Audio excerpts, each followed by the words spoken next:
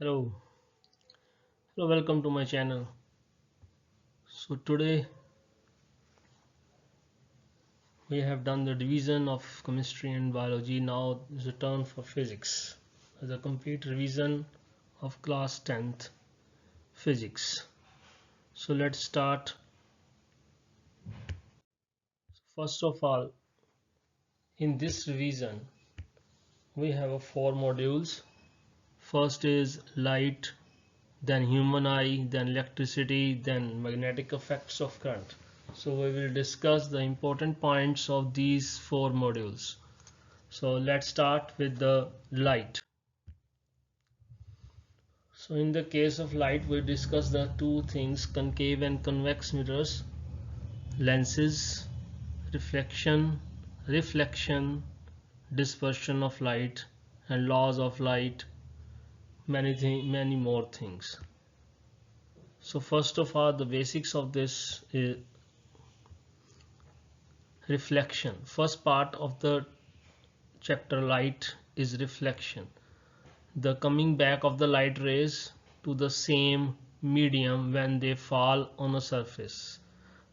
कोई लाइट जब किसी सरफेस से टकराती है तो वापस आती है, तो that is called a reflection. इसके टू लॉज हैं. Laws number 1, the incident ray, reflected ray and the normal at the point of incidence all lie in the same plane. ये सारे एक ही प्लेन यानी एक ही साइड पे होंगे, एक ही प्लेन में होंगे. जैसे ये सारा प्लेन है तो एक ही प्लेन में होंगे.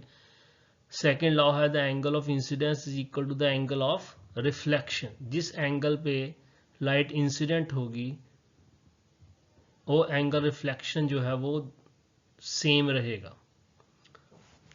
तो इसमें हमारे पास मिरर्स आते हैं. तो मिरर्स में क्या है, दो तरह के मिरर्स होते हैं. One is concave, one is convex. एक होता है प्लेन मिरर जो हमारे घरों में होता है, that is called a plane mirror. One is concave mirror. जैसे if you take a spoon में जहां से हम खाते हैं, that is type of a concave mirror. और कन्वेक्स मिरर जो उसका ऑपोजिट हिस्सा होता है. सो ये दोनों कनकेव और कन्वेक्स मिरर को शो करते हैं. So reflecting surface is curved inward. जैसे स्पून का होता है इनवर्ड होता है कवर्ड, तो वैसे ही रिफ्लेक्टिंग सरफेस जो है इसका इनवर्ड है. और पॉलिशिंग जो है वो आउटर सरफेस पे की जाती है. कन्वेक्स में ऑपोजिट है, reflection surface is covered outward, बाहर की तरफ होता है जहां से रिफ्लेक्ट होगी लाइट. जैसे आप मोटरसाइकिल, कार्स, जो व्हीकल्स होते हैं उसमें जो मिरर लगे होते हैं that is convex. No polishing जो होगी वो इनर सरफेस पे की जाएगी. इसके यूजेस कहाँ कहाँ हैं. डेंटिस्ट यूज करते हैं ताकि लाइट जो है फोकस कर सके. जैसे व्हीकल्स की फ्रंट लाइट होती है तो वो भी कनकेव की तरह एक्ट करती है, लाइट टकरा के रिफ्लेक्ट होके सामने जाती है रोड पे. शेविंग मिरर में यूज होता है. रियर व्यू ऑफ व्हीकल्स, जो पीछे आ रही है गाड़ी उनको देखने के लिए रियर व्यू बोलते हैं उसे. Use as a reflector of street lamps के रिफ्लेक्टर की तरह भी काम करते हैं ये. तो ये दो टेबल आपके पास बने हुए हैं इमेज फॉर्मेशन के फॉर कन्वेक्स और कनकेव मिरर. ये माइंड में रखने हैं प्रॉपरली. सो इनमें से क्वेश्चंस आएंगे कैसे कि if the object is at C या object is between C and F, where is the image formed, what is the size of the image, what is the nature of the image. तो इस तरह के questions आपको put up किए जाएंगे examination में. सो इस टेबल को ध्यान से याद करना है. एट इन्फिनिटी, सबसे पहले इन्फिनिटी पे है तो फोकस पे आएगा इमेज, और साइज डिमिनिश्ड रहेगा. रियल एंड इन्वर्टेड, तो इस सभी में रियल एंड इन्वर्टेड है, सिर्फ एक में ही है वर्चुअल एंड डायरेक्ट. रियल और इन्वर्टेड का मतलब होता है जो रियल जिसका हम इमेज ले सकें, और इन्वर्टेड मतलब हेड डाउन है लेग्स ऊपर है. तो ये हमारे पास आता है इन्वर्टेड. वर्चुअल होता है जिसका प्रिंट नहीं ले सकते हम स्क्रीन पे. एंड इरेक्ट मीन्स सीधा होता है, जैसे हम सीधे खड़े होते हैं. बियॉन्ड सी, तो सी के बाहर हो गए तो बिटवीन एफ एंड सी आ जाएगा, डिमिनिश्ड ही हो जाएगा. तो ये सारा का सारा टेबल आपको माइंड में रखना है अपने. सी पे सी होगा सेम साइज का, पहले डिमिनिश्ड होएगा फिर इनलार्ज होना शुरू हो जाएगा साइज. सी इसका मेन आ जाएगा जिसपे सेम साइज होगा. जैसे जैसे सी से आगे जाएगी ऑब्जेक्ट, जो इमेज है वो बियॉन्ड सी पीछे जानी शुरू होगी. जैसे ऑब्जेक्ट आगे जा रही है इमेज पीछे की तरफ जाएगी. In the this way is convex mirror. Convex mirror में सिर्फ दो ही होंगे, या इन्फिनिटी पे या बिटवीन, जहां मर्जी हो, तो इमेज हमेशा डिमिनिश्ड ही बनेगा। जहां मर्जी हमारे व्हीकल्स के जो मिरर्स हैं उनके नज़दीक खड़े चाहे दूर खड़े, बट उसका डिमिनिश्ड इमेज ही बनता है। ठीक है, तो वर्चुअल इरेक्ट होता है, इसमें दोनों केस वर्चुअल और इरेक्ट है। कन्वेक्स में दोनों केस वर्चुअल एंड इरेक्ट हैं, और कनकेव में सिर्फ एक ही पोजीशन है जहां वर्चुअल इरेक्ट है, जहां पे जो ऑब्जेक्ट है वो प्रिंसिपल और फोकस दो चीज़ों के बीच में चला जाता है। तो mind it. And now some important terms are there written. तो ये कुछ इंपॉर्टेंट टर्म्स हैं जो हमें काम में आते हैं, जैसे एक आधी डेफिनेशन हमें मिल सकती है एग्जामिनेशन में। Pole, mid point of the centre of the reflecting surface. जो रिफ्लेक्टिंग सरफेस है उसका मिड पॉइंट जो है वो हमें पोल बना देता है, that is called the pole.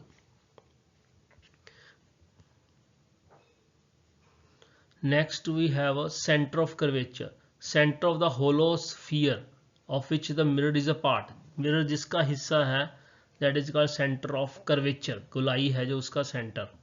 Radius कितना दूर है उसका रेडियस, क्योंकि गोलाई जो बनेगी अगर, तो इस तरीके से गोलाई बन जाती है,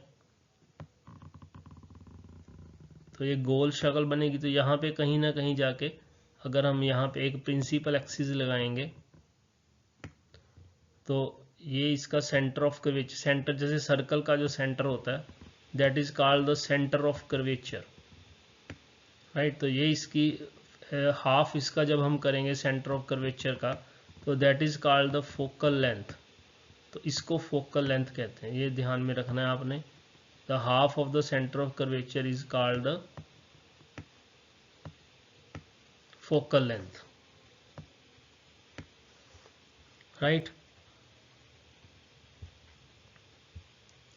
नेक्स्ट जो हमारे पास है प्रिंसिपल सेक्शन, वर्टिकल सेक्शन, जो दो सेक्शन बनते हैं प्लेन मिरर के, that is called principal axis. उसे प्रिंसिपल एक्सिस भी कह देते हैं। ठीक है, दो उसके ऊपर नीचे सेक्शन बन गए। तो यहाँ पे ऑब्जेक्ट आएगा, इस तरीके से यहाँ पे ऑब्जेक्ट आ जाता है। ये हेड डाउन है, तो इससे इमेज जो है, ठीक है, तो इसमें रेज जा सकती हैं ऐसे। तो इसमें इमेज जो है यहाँ कहीं भी बन सकता है, जैसे जिस हिसाब से ऑब्जेक्ट होगा, जो हमें पोजीशन दे रखी होगी, इसे हम इन्वर्टेड इमेज बोल देते हैं, right.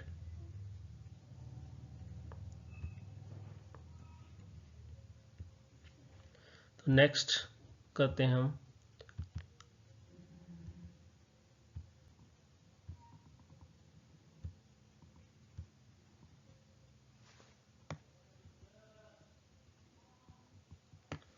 Okay, let's move to the next slide.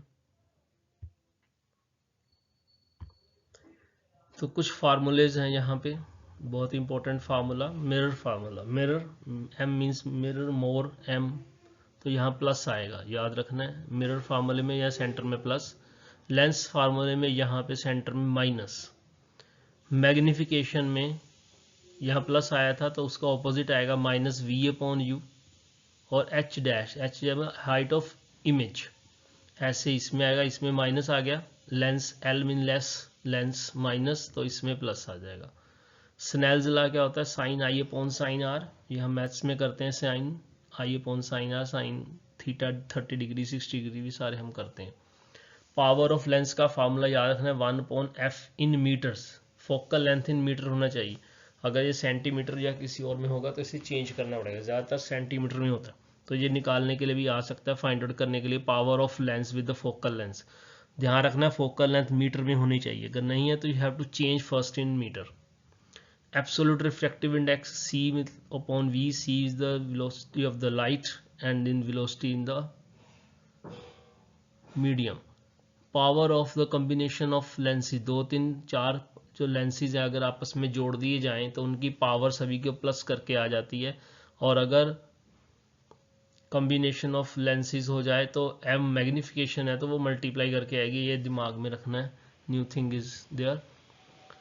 Next है रिफ्रैक्शन, पहले हम रिफ्लेक्शन करके आए जिसमें बेंडिंग ऑफ वापस आ जाती है लाइट, यहाँ पे जो है बेंडिंग ऑफ लाइट होगी। रिफ्लेक्शन में light comes back to the same medium, यहाँ पे बेंडिंग ऑफ लाइट होगी when it passes from one medium to another. जैसे हवा से ग्लास से टकराती है लाइट, जो एयर से जा रही है वो वन मीडियम है, ग्लास में चलेगी दूसरा मीडियम है, एयर में जा रही है उसके बाद वाटर में एंटर कर रही है तो टू मीडियम्स हो गए। लॉज ऑफ रिफ्लेक्शन यहाँ भी होंगे। First of law, incident ray, reflection ray, normal at the same point, are line the same plane, same है ये। सेकेंड लॉ चेंज हो जाता है, sine i upon sine r, this is called constant. Snell's law भी इसे बोल देते हैं, कई बार स्मॉल क्वेश्चन में आ जाता है व्हाट इज स्नेल्स लॉ। तो ratio of sine of angle i upon sine of angle r. Then refractive index, ratio of the speed of light to the speed of light in a medium, that is called refractive index. यहाँ ऊपर भी किया था हमने absolute refractive index, तो वही speed के साथ डिवाइड करके, यूनिट्स नहीं होंगे इसके। Then we enter in the reflection, we have a two lenses, जैसे वहाँ पे हमारे पास मिरर थे, यहाँ पे लेंस है, तो स्फेरिकल लेंसेज होते हैं यहाँ पे, कनकेव और कन्वेक्स, तो उल्टा रहेगा, थोड़ा सा इनका ध्यान रखना है। ऑप्टिकल सेंटर इसमें वही आ जाएगा, centre of the lens. Principal axis होता है, प्रिंसिपल फोकस, ठीक है। Then thick at the centre, तो सेंटर से थिक होंगे।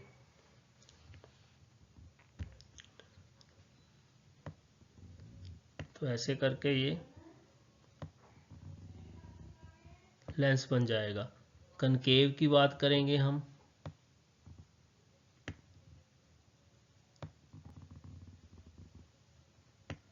तो इट्स द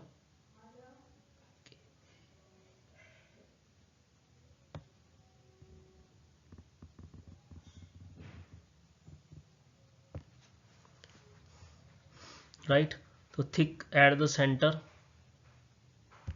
सेंटर से थिक रहेगा, और कन्वर्ज लाइट रेस करता है, ये डाइवर्ज करता है लाइट रेस। लाइट जो आती है तो इसमें से जस्ट राइट, तो लाइट जब पास करेगी तो ये कन्वर्ज कर देगा, ऐसे मोड़ देगा अंदर की तरफ। और यहाँ अगर हम ड्रा करने की कोशिश करें कि लाइट जो आ रही है ऐसे जाके ये डाइवर्ज होके ऐसे निकल जाएगी बाहर की तरफ। तो यहाँ भी आपने ये बॉक्सेस जो दिए हुए हैं आपकी बुक में भी आपको मिलेंगे, तो ये सारे रिवाइज करने। यहाँ पे फ़र्क ये है कि इधर सेंटर ऑफ कर्वेचर, क्योंकि गोल एक है, इधर भी गोल आई है, तो दोनों तरफ इसके फोकस दिखेंगे आपको यहाँ, इसलिए आपको F1 F2 दिखाई दे रहा है। सेंटर ऑफ कर्वेचर इधर भी होगा, इस साइड भी होगा, ठीक है। तो इसे 2F1 यहाँ पे लिखा हुआ है, तो 2F1 इससे centre of centre of curvature है। तो ये आपने याद रखना है पूरा। इसमें भी वही केस है, कन्वेक्स में सिर्फ एक जगह पे वर्चुअल एंड डायरेक्ट है, जहाँ पे फोकस और ऑप्टिकल सेंटर के बीच में, यहाँ पे जो सेंटर होता है, यहाँ दिस इज कॉल्ड, जहाँ पे पॉइंट है ये, this is called optical centre. ऐसे इसमें भी यहाँ सेंटर में ऑप्टिकल सेंटर होता है, लेकिन कनकेव में दो ही रहेंगे। वहाँ कन्वेक्स में दो थे, यहाँ कनकेव में दो रहेंगे। तो ये आपने माइंड में रखने दोनों बॉक्सेस, इसके अकॉर्डिंगली आपकी रे डायग्राम भी बनती है। तो please keep this in mind, question must be there from this. Next हमारे पास कुछ पॉइंट्स हैं जो अपने माइंड में रखने हैं। इमेज फॉर्मेशन कैसे होती है, तो रे डायग्राम से हमें क्लियर होता है। फर्स्ट देखो, जैसे ये ऑब्जेक्ट है, यहाँ पे ऑब्जेक्ट इन्फिनिटी पे है, तो इमेज यहाँ पे बनी, ऑब्जेक्ट हम आगे लेके आ रहे हैं, इमेज जो है वो सी और एफ के बीच में, पहले एफ पे था, अब सी और एफ के बीच में होगा, यानी कि इमेज अब बाहर की तरफ जा रहा है और ऑब्जेक्ट है वो अंदर की तरफ जा रहा है, लेंस की तरफ। ये सेम सी एट सी ये पोजीशन बनेगी, सी से बियॉन्ड कर दिया तो ऑब्जेक्ट यहाँ पे चला गया, तो इमेज बाहर की तरफ, फिर पैरेलल, और फिर ये जो लास्ट वाला इमेज बनता था, आपको कहा था जहाँ पे वर्चुअल और इरेक्ट था, ये लास्ट वाले इमेज में आएगा। तो ये आ गया आपके कन्वेक्स मिरर के लिए डायग्राम्स, इसके लिए दो ही थी। तो लेंसेज की बात करें तो कन्वेक्स लेंस, पैरेलल रेज आ रही हैं तो ये फोकस पे मिलेंगी, और अगर ऑब्जेक्ट लेके आए हम तो ऑब्जेक्ट ये फोकस और 2F, F और 2F के बीच में चला जाएगा। सेम वे जैसे जैसे ऑब्जेक्ट आगे की तरफ बढ़ेगा, इमेज जो है वो अवे फ्रॉम द लेंस जाता रहेगा। ये देखो, दो 2F यहाँ पे F पे बीच में था, यहाँ 2F पे चला गया, ये 2F पे बियॉन्ड हो गया। जैसे जैसे ऑब्जेक्ट आगे आ रहा है, इमेज दूर की तरफ जाता है। ये लास्ट में वर्चुअल इमेज, ये वर्चुअल इमेज को शो ऐसे किया जाता है डॉटेड से, और रियल को इस तरीके से हम शो करते हैं इमेज को। तो ये डायग्राम्स भी आपने अच्छी तरह से बना के देख लें with the help of compass. ये इमेज फॉर्मेशन आ गई बाय कनकेव, कनकेव की दो ही होती हैं, तो साइन कन्वेंशन का ध्यान रखना है। ये आपको न्यूमेरिकल्स में काम आएगा। The object is always placed at the left side, object हमेशा लेफ्ट साइड पे होगा। अगर आप पिक्चर में देखें पीछे वाली तो भी आपको दिखेगा लेफ्ट साइड पे। ऑल द डिस्टेंस जो भी मैयर किए जाएंगे वो इस साइड से ऐसे इसकी तरफ मैयर किए जाएंगे, लेफ्ट टू राइट साइड पे। जो आप ऑपोजिट साइड जाएंगे, ये डायरेक्शन ऑफ लाइट आपको एरो से दिखाई दे रही है, एरो लगाने जरूरी होते हैं इसमें। अगर ऑपोजिट ऐसे हम मैयर करेंगे बाहर की तरफ तो नेगेटिव आएगा, अगर हम ऐसे डायरेक्शन में मैयर करेंगे तो पॉजिटिव आएगा। तो इस चीज़ का ध्यान रखते हुए आपने, जैसे हम नंबर लाइन बनाते थे छोटी क्लासेस के अंदर, मैथ्स के अंदर नंबर लाइन बनती है, तो नंबर लाइन मीन्स ये सेंटर में 0 आ गया। जैसे ये है यहाँ पे, ये नंबर लाइन अगर हम बना लें सीधी, ऐसे नंबर लाइन बनती थी छोटी क्लासेस में। यहाँ पे क्या था 0, ये सेंटर में 0 था।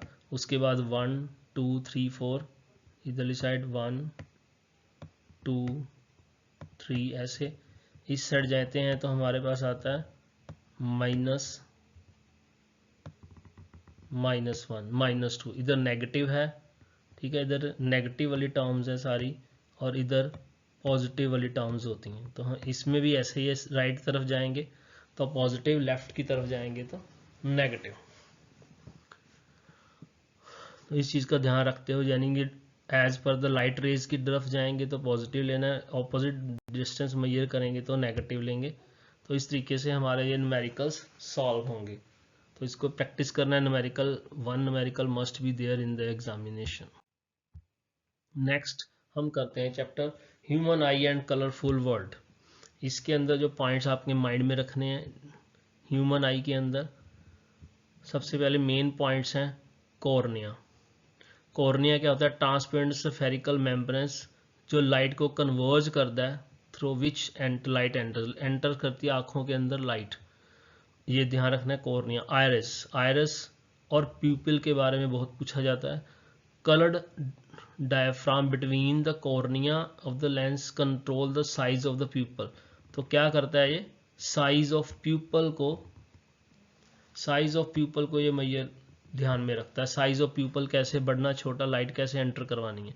अब प्यूपल क्या होता है? होल होता है, जो हमें आंख में छोटा सा होल दिखाई देता है। Regulates the amount of light, ये क्या करता है? अमाउंट ऑफ लाइट, कितनी लाइट आंखों के अंदर पास करनी है, ये उसके ऊपर डिपेंड करता है। प्यूपल, रेटिना होता है जहाँ पे इमेज बनता है हमारा, और आई लेंस ये ट्रांसपेरेंट मटेरियल है जहाँ से लाइट है जो वो एंटर्स करती है हमारी आंख के अंदर। ऑप्टिकल नर्व होती है जहाँ से सिग्नल ट्रांसफर होते हैं to our brain.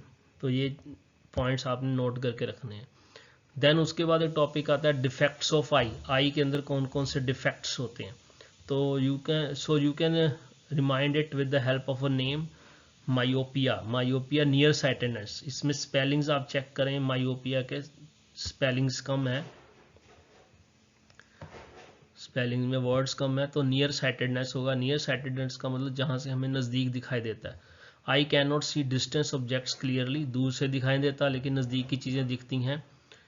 Focal length, eye lens too short, क्योंकि नाम छोटा है तो इसलिए टू शॉर्ट हो गया, ठीक है जी। ये टू शॉर्ट मतलब छोटी है फोकल लेंथ। यहाँ पे उल्टा करना है आपने, elongation of eye ball, eye ball बड़ी हो जाती है क्योंकि आई बॉल जब मोटी होगी थोड़ी ज़्यादा तो उसके कारण जो सेंटर है वो नज़दीक आ जाएगा, तो फोकल लेंथ कम हो जाएगी। Focal length too short myopia, focal length too short myopia लेना, ठीक है जी। I cannot see the distance, दूर की चीज़ें नहीं दिखती। अब करेक्शन कैसे होगा ये याद रखना, करेक्शन वाला क्वेश्चन पूछा जाता है कनकेव लेंस से, ठीक है जी। कनकेव लेंस से करेक्शन होगी इसकी। कनकेव क्या होता है? बीच में से देखो पतला लेंस है, तो स्पेलिंग छोटे हैं तो कनकेव लेंस लगेगा, राइट। तो ये चीज़ें ध्यान रखने। ऐसे आगे आएगा हमारे पास, नेक्स्ट हम करेंगे स्लाइड में हाइपरमेट्रोपिया, उसके स्पेलिंग ज़्यादा होंगे, यहाँ शॉर्ट की जगह लार्ज हो जाएगा, एक ये इलोंगेशन शॉर्ट हो जाएगा, ये कनकेव की जगह कन्वेक्स मोटा लेंस हो जाएगा, सेंटर में से थिक हो जाएगा लेंस, तो that is called hypermetropia, spelling ज़्यादा हो गए। Then two things are there, ये डायग्राम आपको माइंड में रखनी है, डायग्राम, ठीक है, बहुत इंपॉर्टेंट है इसमें। और ये लेंस, कनकेव लेंस किसके लगना है? मायोपिया, मायोपिया स्पेलिंग कम है तो सेंटर से थिन वाला लेंस लगेगा। रोड्स और कोन्स, ये दो चीज़ें होती हैं। लाइट की इंटेंसिटी कितनी है जो हमें देखने में हेल्प करता है डिम लाइट में, अंधेरे में जैसे हम देखते हैं तो ये हमें हेल्प करते हैं। Perceive the objects as they are, जैसे चीज़ें हैं उसको पहचानने के लिए हमें कोन्स हेल्प करते हैं। इसके बाद आती है जी पावर ऑफ अकोमोडेशन, अकोमोडेट करना, यानी कि ability of eye to adjust the focal length. हमारी आंख जो है वो फोकल लेंथ को एडजस्ट करती है। कभी हम दूर की चीज़ देखते हैं, कभी हम नज़दीक की चीज़ देखते हैं, तो एडजस्ट कर रही है। Reflection of salary muscle, lens becomes thin हो जाता है, और जब कॉन्ट्रैक्शन होती है तो लेंस एनलार्ज हो जाता है। तो इस तरीके से हमारी अकोमोडेट करती है आई। नेक्स्ट हमारे पास है phenomena of occurring in the nature, कुछ नेचर के अंदर चीज़ें अकर कर रही हैं। First of all dispersion of light, sunlight into its component, sunlight है अपने 7 कलर्स में ब्रेक कर जाती है। White light disperse into the 7 colours, VIBGYOR से हम याद कर सकते हैं इसे। रेड लाइट, ये याद रखना point, this point is very important, ये आपको आगे काम में आएगा। This one, red light bends the least, violet most, red light है सबसे ज़्यादा बेंड करती है। एंड रेनबो जो अपीयर होता है वो डिस्पर्शन ऑफ लाइट की हेल्प से होता है। देन एटमॉस्फेयर रिफ्रैक्शन, एटमॉस्फेयर में जो है रिफ्रैक्शन होती है ट्विंकलिंग ऑफ स्टार्स, इसका क्वेश्चन मोस्टली पूछा जाता है, ट्विंकलिंग ऑफ स्टार्स। तो ट्विंकलिंग ऑफ स्टार होती है with the help of refraction, atmospheric refraction की हेल्प से होती है। Next we have a scattering of light, और टेंडल इफेक्ट होता है when the beam of light fine particles, dust particles में से, फाइन पार्टिकल्स में से पास करती है तो विजिबल हो जाता है उसका वे। जैसे विंडो से थोड़ी सी लाइट आ रही है तो उसका वे, रास्ता जो है वो विजिबल हो जाता है, that is called a scattering of light, और टिंडल इफेक्ट भी से बोलते हैं। अब हम कर रहे हैं दूसरा जो आपको पहले बताया था, हाइपरमेट्रोपिया। देखो स्पेलिंग बड़े हैं हाइपरमेट्रोपिया के, तो फार साइटेडनेस आ जाएगा इसमें, राइट, फार साइटेडनेस। नेक्स्ट जो हमारे पास है देखो, focal length too long, spelling ज़्यादा है टू लॉन्ग, इसको उल्टा करना है आई बॉल को ऑपोजिट लेना है। फिर उसके में स्पेलिंग ज़्यादा थे, तो ये अब स्पेलिंग ज़्यादा है तो यहाँ कन्वेक्स, ये याद रखना, कन्वेक्स लेंस लगा है। ये सेंटर में देखो थिन, थिक है, यहाँ से वो थिन था, स्पेलिंग कम थे, थिन वाला लगा कनकेव, यहाँ कन्वेक्स लग गया, स्पेलिंग ज़्यादा, तो स्पेलिंग से भी हमें याद रह सकता है। एक डिफेक्ट होता है प्रेसबायोपिया, इसमें आई सफ़र करती है मायोपिया और हाइपरमेट्रोपिया दोनों, वीकनिंग हो जाती है आइस की, तो इसको दोनों इफेक्ट इसमें अफेक्ट करते हैं। इसमें डाई फोकल लेंस लगता है, यानी कि कनकेव और कन्वेक्स दोनों ही फोकल लेंथ इसमें यूज़ होते हैं। बाकी ये जो है आपको पॉइंट्स माइंड में रखने हैं, कई बार ये पूछ सकते हैं आपको। This is the calculation for focal length, तो पुराना फार्मूला है। मायोपिया के अंदर u जो इन्फिनिटी भी हो जाता है, v फार पॉइंट चला जाता है। For hypermetropia this points also you have to keep in mind. Normal near point सब नज़दीक हमें 25 सेंटीमीटर तक दिखाई दे जाता है, राइट, और जो अगर हम दूर देखें तो वो इन्फिनिटी पे माना जाएगा पॉइंट।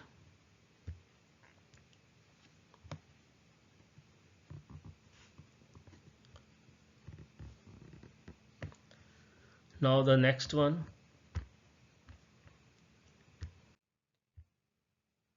तो ये points we have to keep in the mind, this points working of eye कैसे इफेक्ट करती है, कैसे वर्क करती है, read this points. Near point कौन सा होता है, 25 centimetre for normal eye, far point infinity. Persistence of vision, कितनी देर के लिए हमारे आंखों को दिखता है, 1/6 ऑफ द सेकेंड तक हमें हमारी आंखों के अंदर इमेज बनता है जो हम देखते हैं।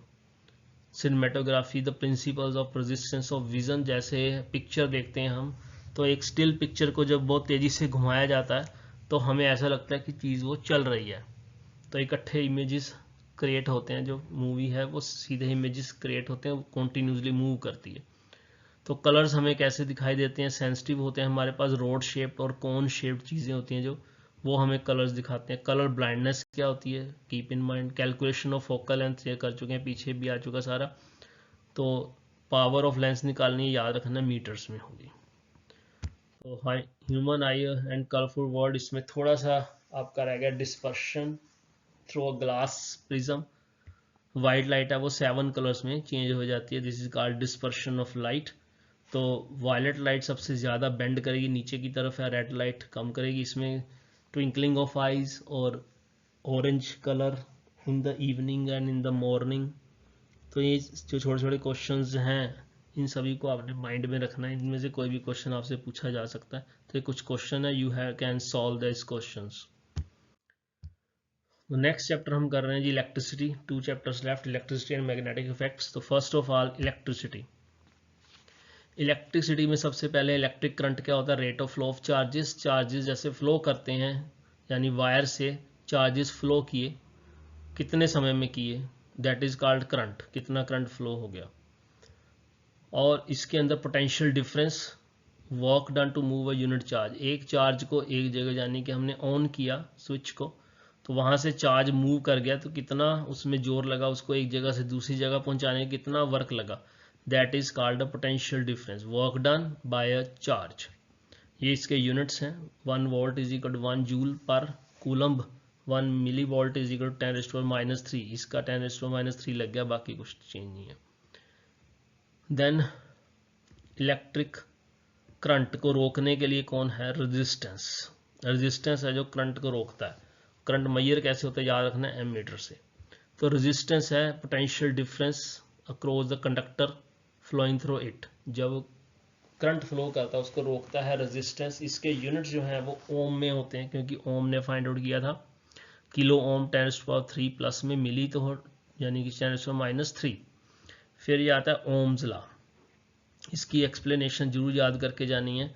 और ये फैक्टर्स अफेक्टिंग द और ये रेजिस्टेंस, ये सारे क्वेश्चंस इंपॉर्टेंट हैं। Ohm's law, relation between the potential difference V across the conductor, V is directly proportional to I, जितना करंट इंक्रीज करेगा उतनी वोल्टेज इंक्रीज करेगी।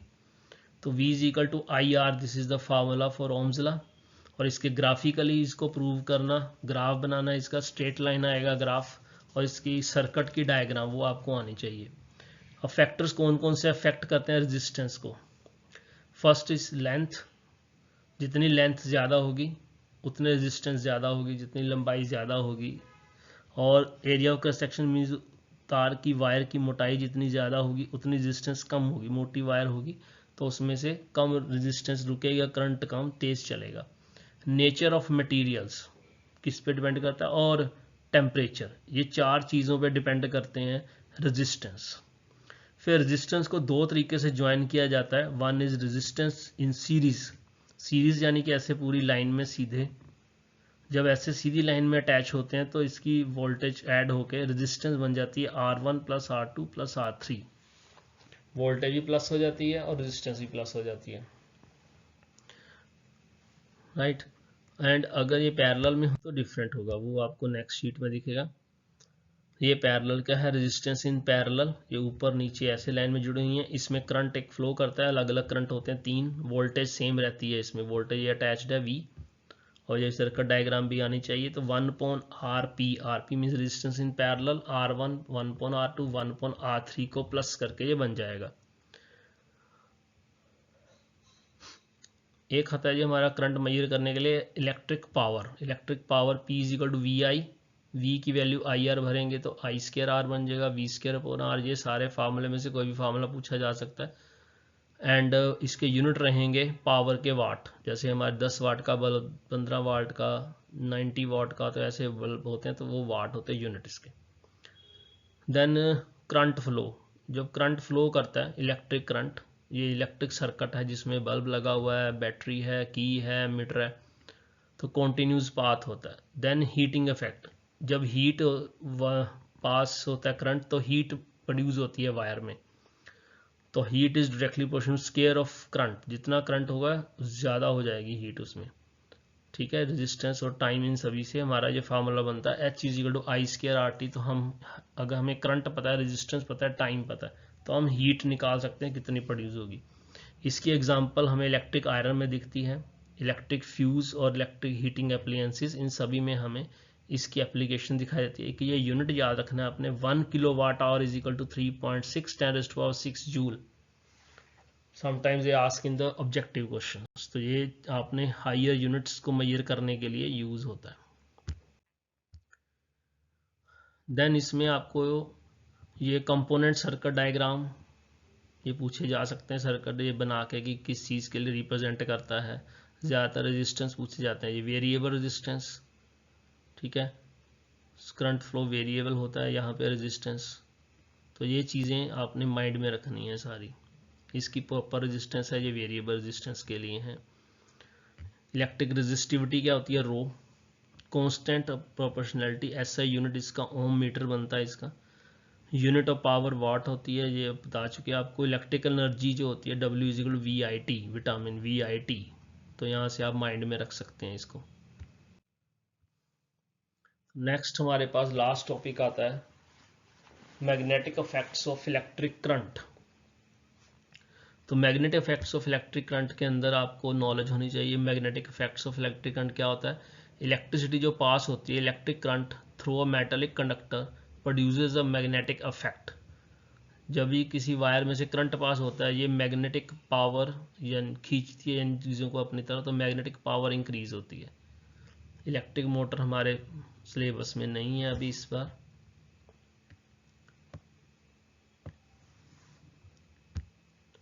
मैग्नेटिक फील्ड जो मैग्नेट के इर्द गिर्द इलाका होता है, जगह होती है, वहाँ पे उसका असर देखा जा सकता है। Space around a magnet with in which the magnet force is experienced. Direction और मैग्नीट्यूड होने के कारण इसे हम यूनिट्स बोलते हैं, स्केलर यूनिट्स, और इसके यूनिट होते हैं टेस्ला। याद रखना है, ये मैग्नेटिक फील्ड के यूनिट क्या होते हैं, Tesla. Field patterns produced in a different shapes of the conductor. Straight conductor होता है एक, तो ये स्ट्रेट कंडक्टर है। मैग्नेटिक फील्ड लाइंस, ये मैग्नेट हो गया। Magnetic field is represented by the concentric lines. Concentric lines होती हैं जैसे ये बनी हुई हैं, ये मैग्नेटिक फील्ड ऑफ लाइन है। डायरेक्शन जो होती है, with the help of this right hand thumb rule के हिसाब से हम पता कर सकते हैं इसकी डायरेक्शन कैसी है। तो जिधर हमारा हाथ कर्ल करेगा पकड़ने के लिए किसी वायर को, जैसे हम पकड़ेंगे पेन को पकड़ के देख लेना, तो जिधर कर्ल करेगा वो मैग्नेटिक लाइंस होगी, करंट की तरफ हमारा थंब अप्लाई होगा। Force on a current carrying conductor को डायरेक्शन निकालने के लिए Fleming left hand rule use होता है। लेफ्ट हैंड को इस डायरेक्शन में मेजर करे, ये जो है फिंगर ये करंट को फ्लो शो करेगी, ये नॉर्थ टू साउथ फील्ड को, और ये मूवमेंट कैसे मूव कर रहा है जी।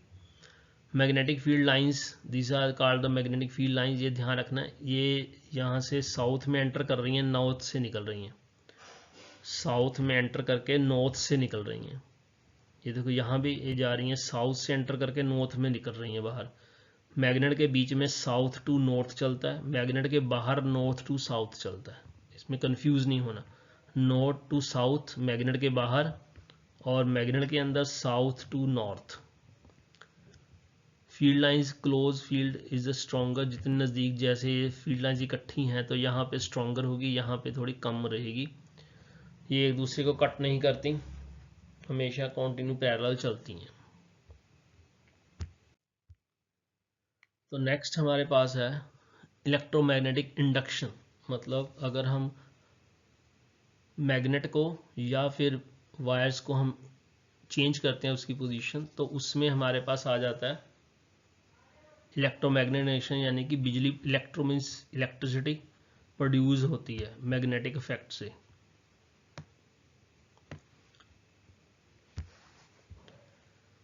डायरेक्शन, इसको हम राइट हैंड रूल से पता कर सकते हैं। एक सर्कुलर लूप, ये वायर जो है उसको ऐसे गोल घुमाया हुआ है, ठीक है। Magnetic field lines are represented by the concentric circles, वैसे ही मैग्नेटिक फील्ड लाइंस बनेगी जैसे मैग्नेट में बन रही थी। तो appears as a straight line at the centre, centre में जाके स्ट्रेट लाइन हो जाएंगी। Magnetic field due to similar bar magnet, अगर बार मैग्नेट जिसे हम बोलते हैं सोलेनॉइड, जैसे बार मैग्नेट मैग्नेट लाइंस बनती हैं, वैसे अगर हम एक सॉफ्ट आयरन लेके लोहे का पीस उसके ऊपर ऐसे ऐसे वायर जो है लपेट दें तो ये बन जाता है सोलेनॉइड। टेम्परेरी मैग्नेट बन जाता है ये, which retains magnetism only when the current is pass, जब इसमें से हम करंट पास कर रहे हैं, ये बैटरी अटैच्ड है, करंट पास कर रहे हैं, इसमें से करंट जा रहा है, तो ये मैग्नेट होगा, करंट निकाल देंगे तो मैग्नेट खत्म हो जाएगा। ठीक है, this is clock and anti clockwise directions. Now we have to concise it and with some points, properties of magnet field lines, ये अपने माइंड में रखनी है सारी की सारी। ठीक है, आपको लिखनी पड़ेगी, एग्जामिनेशन में आएंगी। North, from north to south outside the magnet, south to north inside the magnet. तो ये सारी पॉइंट्स आपने याद रखें। डायरेक्ट एंड अल्टरनेटिंग करंट होता है, दो तरह के करंट होते हैं। जो बैटरीज में करंट आता है वो डायरेक्ट करंट होता है, और अल्टरनेटिंग करंट जो हमारे मेन लाइट्स के लिए चलता है वो अल्टरनेटिंग करंट होता है। तो इनके ये ग्राफ्स हैं दोनों के। डायरेक्ट करंट ऐसे सीधे होता है, अल्टरनेटिंग करंट अब प्लस में मूव करता है, फिर माइनस में जाता है, फिर प्लस में जाता है, ऐसे, इसलिए इसे अल्टरनेटिंग कह देते हैं। राइट, तो these are the things of the physics. तो ये फिजिक्स के कुछ हिस्से थे, पार्ट्स, जो इसमें आपको न्यूमेरिकल्स की प्रैक्टिस ध्यान से करनी है। एंड और numerical, most probably 1 or 2 numerical, numerical in the small questions 1 or 2 marks, और other numerical in the 4 marks may come in the examination। तो वो फार्मूले जो आपको हीट वाले करवाए या फिर रेजिस्टेंस वाले फार्मूले हैं, रेजिस्टिविटी के फार्मूले हैं, ये सारे, और या फिर लाइट में से आएगा आपको न्यूमेरिकल एक। तो कीप इन माइंड, जैसे रेजिस्टेंसेस इन सीरीज और पैरेलल वाले क्वेश्चंस हैं, वो वाले क्वेश्चंस भी आपको एग्जामिनेशन में आ सकते हैं। तो prepare well for the exam. So thank you very much. So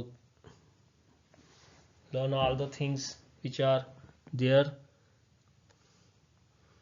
in these physics mystery physics subject. Thank you.